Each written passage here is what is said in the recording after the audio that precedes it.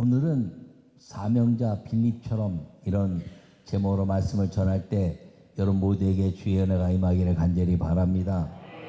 사명자는 책임을 맡은 사람입니다.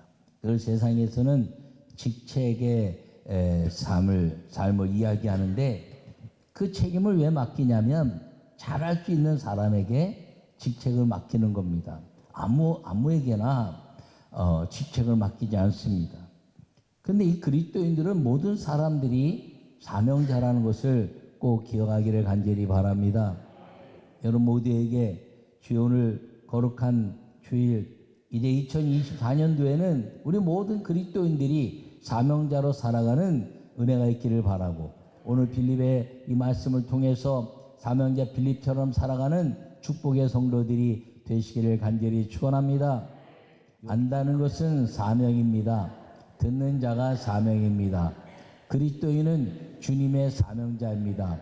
사명의 실천은 영원한 축복입니다. 아멘. 할렐루야.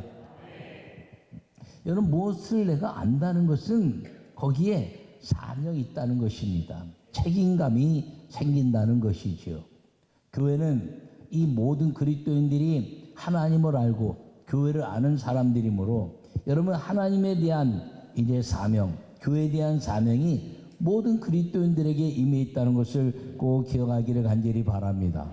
오늘 본문의 말씀은 이 빌립이 사마리아 땅에 가서 복음을 증거했습니다. 이 빌립이 사마리아 땅에 가서 복음을 증거했더니 이제 귀신이 쫓겨가고 중풍병자가 고침받고 병든 자가 일어나서 그 큰 성에 큰 기쁨이 임했다라고 기록되어 있습니다. 누군가의 질병에 걸린 가족들에게 그 질병에서부터 벗어나는 일이 있다면 그 온 족속은 다 기쁨과 축제의 삶이 될 것입니다. 근데 많은 일들이 벌어지니 그 성에 큰 기쁨이 일어났다는 것입니다. 여러분, 우리 모두에게는 이 복음이 증거될 때 하늘문이 열리고 이 땅에서의 하나님의 질서가 회복되며 하나님의 아름다운 축복이 우리에게 임함으로 말미암아 우리에게는 큰 기쁨의 역사가 일어나는 것을 꼭 기억하고 이 믿음의 역사를 이루고 사는 그리스도인들이 되시기를 간절히 축원합니다. 이 빌립이 가서 복음을 증거하는데 왜 복음을 이 사마리아 땅에 가서 빌립이 복음을 증거했냐는 것이죠. 그것은 하나님의 예수 그리스도의 사명의 말씀을 들었고 성령을 받았기 때문에 가능했던 것을 기억하기를 간절히 바랍니다.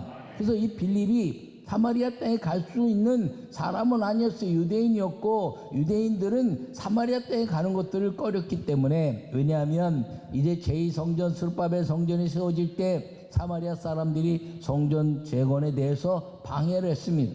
그 방해한 것 때문에 예루살렘 유대인들과 사마리아인들은 아주 오래도록 그 땅에 들어가지도 않고 돌아갈 정도의 그런 삶을 살았던 사람들이었는데 이 빌립이 사마리아 땅에 갔다는 것입니다. 왜냐하면 예수님의 명령이었기 때문입니다. 예수님의 명령이기 때문에 누군가 가야 되는데 본인이 사명을 깨닫고 알았기 때문에 그 사명을 깨닫고 이제 사마리아 땅에서 복음을 증거했더니 거기서 기적의 역사가 일어났다는 것을 기억하기를 축원합니다. 그래서 이 사마리아 땅에서 빌립이 복음을 증거했더니 많은 역사가 일어나고, 그리고 이제 그 마술을 행하는 시몬이라는 사람도 변화돼서 그리스도인의 삶을 살기로 따라가기도 하고, 이렇게 이야기하면서 이 빌립이 베드로와 요한을 예루살렘 교회에서 모셔다가 거기서 세례받게 하니 성령이 임하고 이 성령의 역사가 확산되었다는 것을 설명하고 있습니다. 예수님은 말씀하시기를 너희는 예루살렘을 떠나지 말라. 이제 너희가 예루살렘에 거하면서 기도하면 성령을 받고 예루살렘과 온 유대와 사마리아와 땅 끝까지 이르러 내 증인이 되리라 하신 말씀을 이 빌립은 온전히 이루어내는 믿음의 삶을 살 수 있었던 것을 기억하기를 축원합니다. 그러므로 오늘 우리에게는 주님이 주시는 위대한 사명이 있는데 우리가 복음을 받아들였던 것처럼 복음을 증거하는 그런 사명이 있을 뿐 아니라 이 교회 안에서 하나님의 교회를 아름답게 세워가고 교회가 세상의 구원의 역사를 선포해내는 믿음의 아름다운 역사를 우리 모두가 이루어야 되는 사명이 있다는 것을 기억하시고 2024년대 이 직분의 사명을 잘 감당하는 믿음의 성도들이 되시기를 간절히 축원합니다. 첫 번째 말씀을 읽겠습니다. 함께 읽습니다. 말씀을 듣는 자가 사명자입니다. 할렐루야. 여러분 오늘 오전에 말씀하시기를 빌립이 사마리아 성에 내려가 그리스도를 백성에게 전파하니 이렇게 말합니다. 여러분 그리스도의 말씀을 빌립이 왜 전파했냐는 것이죠. 그것은 빌립이 듣는 자가 되었기 때문인 것입니다. 이 빌립의 이 여정을 가만히 살펴보면 요한복음 1장으로부터 요한복음의 이 빌립의 삶을 잘 이야기하고 있는데, 이 빌립은 요한복음 1장에서 아주 중요한 믿음의 고백을 하고 있습니다. 베드로와 야고보와 요한은 어부로서 제자의 삶을 불렀지만 이 빌립이나 나다나엘은 랍비급 제자였습니다. 이들은 주님의 말씀을 늘 묵상하고 메시아가 오시기를 기대하고 그 말씀으로 그 모든 것들을 믿음으로 달려가는 사람들이었습니다. 그래서 예수님은 이 빌립을 제자들 중에 수제자로 삼아서 그 믿음의 아름다운 역사를 이루고 싶어 하셨습니다. 그런데 그 일 때문에 빌립은 놀라운 고백을 합니다. 예수님이 처음 안드레와 베드로를 만나고 와보라 했지만 두 번째 빌립 만났을 때 빌립이 나다나엘에게 이야기하는데, 야 나다나엘, 내가 메시아를 만났어. 모세가 얘기했고 선지자가 얘기한 그분을 내가 만났는데 그분은 요셉의 아들이고 나사렛 예수다. 이렇게 고백한 것을 이제 기록해 놓고 있습니다. 여러분 예수님을 믿는 사람들은 입으로 신하여 메시아심을 고백하는 순간부터 구원받는 믿음의 역사가 이루어지는 것임을 기억하기를 바랍니다. 그래서 마음으로 믿어 의에 이르고 입으로 시인하여 구원에 이르느니라, 이렇게 말씀하고 있는 것입니다. 이 요셉은 아주 그 빌립은 대단히 중요한 말씀을 고백해내고 있는데, 요셉의 아들이란 말은 창세기 49장에 요셉의 후손 가운데 이스라엘의 목자가 날 것이요. 할렐루야. 구약에 약속된 메시아로 오신 그분이라는 거예요. 모세와 선지자들이 약속한 그분, 그리고 나사렛 예수다. 이렇게 말하는 것은 나사렛에서 성령이 덮으셔서 누구의 인간에 대한 열매가 아니고 사람에 대한 자녀가 아니라 성령이 덮으셔서 잉태한 그 나사렛에서 성령이 잉태시킨 메시아라는 고백을 통해서 그 이야기를 꼭 30년 동안 그 메시아를 기다리고 찾고 또 찾아서 헤매던 그 제자들 가운데 빌립은 예수님을 만나고 나서 이 믿음의 고백을 행하고 있는데, 요셉의 아들 나사렛 예수다라고 고백하면서 나다나엘에게 그 메시아이신 예수님을 진정한 하나님의 아들로 고백해내고 있었던 것입니다. 그 말씀 때문에 예수님은 이 빌립을 수제자 중에 수제자로 삼고 싶어 하셨습니다. 그래서 제자들 부르시고 이제 많은 사람들 가운데 기적을 행하셨습니다. 그 중에 요한복음 6장에 보면 이제 오병이의 사건의 기적이 나옵니다. 예수님께서 하루 종일 말씀을 전파하시고 그리고 그들에게 무엇을 먹을까 하여 시험코자, 빌립을 시험코자, 다 예수님이 준비하셨는데 빌립을 시험코자, 빌립의 믿음을 확인해 보고자 과연 수제자의 삶을 끌고 믿음으로 나를 도와서 하나님 나라의 역사를 이룰 수 있는 믿음의 아름다운 말씀에 의지하는 수제자가 될 수 있는가를 생각하여 어떻게 할 것을 아시고 시험코자 빌립에게 묻습니다. 이 많은 사람들을 어떻게 할까? 그때는 빌립이 자기 생각을 이야기하고 있는 것입니다. 주님, 200데나리온이나 필요합니다. 여러분, 200데나리온이나 필요하다는 말은 틀린 말이 아닙니다. 굉장히 이성적이고 논리적인 이야기죠. 이 많은 사람들을 어떻게 먹일까 했더니 돈이 필요한데 그 돈도 정확하게 계산할 정도의 아주 지혜와 그리고 논리적인 사고를 갖고 있었던 빌립입니다. 여러분, 그런데 가만히 생각해 보면요, 여러분 5,000명의 장정만 5,000명이 먹이는데 지금도 벳세다 광야에 가보면요 식당이 별로 없어요. 예. 5,000명이 일시에 먹을 수 있는 그런 식당도요, 예약 안 해놓으면요 아주 엄청난 준비를 안 하면 먹을 수가 없는 겁니다. 그런데 200데나리온이 있으면 해결할 수 있다고요? 아니요. 그냥 밤새 먹어도 안 됩니다. 예수님은 빌립의 믿음을 보시기를 원했는데 돈 얘기를 하고 있는 거예요. 여러분, 생각은 자기의 것이고 믿음은 주님의 것임을 기억하기를 바랍니다. 따라하세요. 생각은 나의 것이고 믿음은 주님의 것입니다. 여러분, 빌립이 자기의 생각을 얘기했어요. 논리적이지만 예수님이 원하시는 믿음이었습니다. 그래서 오병이의 사건을 통해서 보리떡 5개 물고기 2마리를 먹이시고 5,000명의 장정을 먹이시고 수많은 사람들을 먹였습니다. 그리고 나는 생명의 떡이다, 나는 하늘로 온 하늘의 떡이다라고 말씀하시면서 예수님이 생명의 떡이고 말씀인 것을 이야기하셨습니다. 근데 그 사건을 통해서 보잘것없던 어부 베드로가 이제 수제자로 딱 등장하는데 그것이 무엇이냐면 6장 68절에 영생의 말씀이 여기 계시니 우리가 네게로 가오리까. 할렐루야.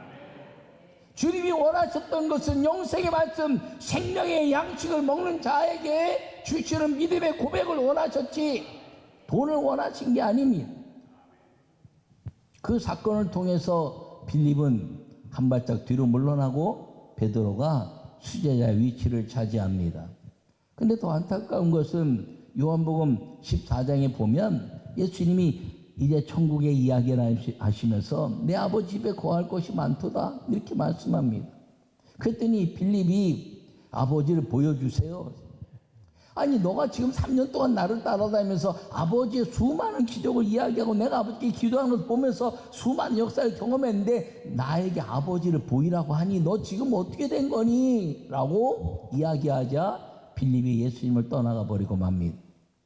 요한복음 15장부터 21장까지 빌립은 단 한 번도 거론되지 않는 이름이 되어버린 것입니다.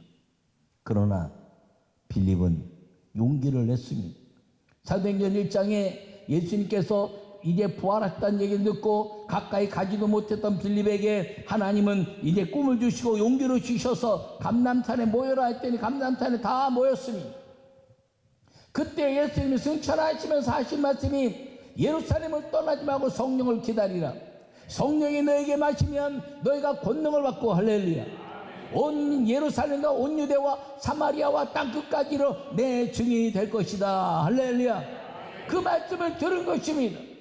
빌립은 주님 앞에 회개하는 마음으로 주님의 마지막 승천한 모습을 보시면서 그분이 하시는 말 한마디 한마디를 가슴에 새기듯이 듣는 자가 되었습니다. 그래서 그는 사명자가 된 것입니다. 여러분, 500명의 이제 사람들이 예수님의 말씀을 다 들었지만 사명자가 된 것은 120명의 성령 받은 사람들이 사명자가 됐다는 것입니다. 그 중에 이 빌립은 하나님 앞에서 자기의 직책이나 그 위치를 말하지 아니하고 나는 일꾼으로 살겠다고 결심하여 사도급 제자였지만 사도행전 6장에서 예루살렘 교회 7 일꾼 중에 한 명, 우리가 흔히 말하는 7 집사 중에 한 명으로 일하기 시작한 것입니다.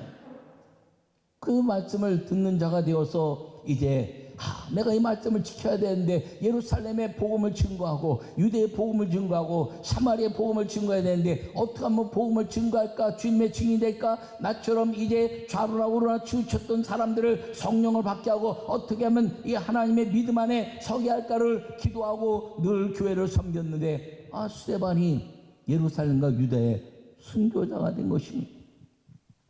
예수님이 말씀하신 예루살렘과 유대에 이 스데반의 순교를 해서 복음이 증거되자 사마리아에 갈 사람 없는 걸 깨달은 빌립은 내가 이건 놓칠 수 없지. 그리고 사마리아의 사명자로 길을 나서서 오늘 본문에 기적의 삶을 사는 믿음의 모습을 보여준 걸 기억하기를 간절히 바랍니다. 여러분, 들은 말씀에 순종하고 도전하는 자가 되라는 거예요. 여러분, 말씀을 아무리 많이 들어도 믿음을 이야기해도 그것을 듣는 자로 그친다면 하나님의 기적은 우리에게 나타나지 않습니다. 그러나 믿음으로 도전하는 자가 되면 하나님은 살았고 운동력이 있으며 우리에게 여전히 살아계신 주님의 은혜로 우리에게 은혜를 주시고 기적을 베풀어 주시는 것을 기억하기를 간절히 축원합니다. 그 말씀을 듣는 자가 도전할 때 기적의 삶을 통해서 사명자가 되는 걸 꼭 기억하기를 바랍니다. 주님은 과거를 말하지 않아요. 야 빌립아, 너가 무슨 과거에 말이야 예수님 직문하고 말이야 예수님 떠났다가 와갖고 이제 성령 받았던 거 까부니? 그렇게 말씀하지 않아요. 예수님은 오늘 네가 착하고 충성된 종이냐 하는 것만 물으신 거 기억하기를 바랍니다. 여러분, 저도 날마다 주님, 오늘 내가 주님 앞에 충성된 종이 되게 해 주시옵소서. 우리 사랑하는 성도들이 오늘 하루 충성된 종이 되게 해 주시옵소서. 우리 사랑하는 모든 하나님의 사람들이 오늘 하루 충성된 사명자가 되게 해 주시옵소서. 이렇게 기도하는 것은 무엇이냐면 여전히 주님은 과거를 용서하시고 오늘 나를 기쁘게 받으시는 산 제물이 되기를 원하시기 때문인 걸 기억하기를 바랍니다.